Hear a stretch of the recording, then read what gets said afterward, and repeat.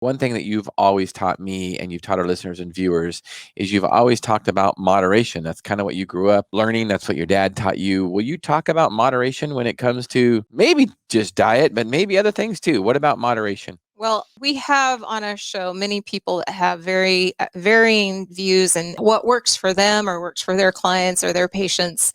And on a professional level, I totally support that for them. Those doctors and practitioners out there that find what works for their client. I'm not knocking that. So just remember that. But I believe that God gave us fruits, vegetables, grains, and meat to eat. And that comes all the way back to the first book in the Bible in my brain.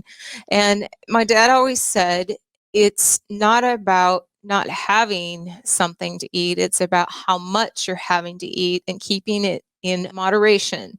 And I believe that can be very true in just trying to eliminate things that irritate us, or even just things that we enjoy to eat. If we're not eating the same thing every day and we're using seasonal foods and working those in, and not just having one item, I think that gets us to a point where we're going to have nutrients from different places and we're going to enjoy our food. I personally don't believe in eliminating all things from our diet unless they cause allergies or they bother us or cause inflammation.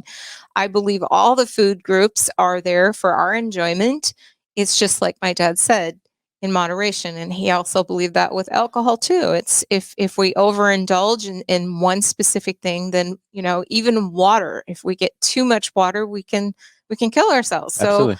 So we have to keep it in moderation, and that means not excess, and that can be different for each individual. Obviously, my husband can eat a bigger steak than I can, and that's just how we are different. And finding those places where it's healthy and healthy choices is what the goal would be.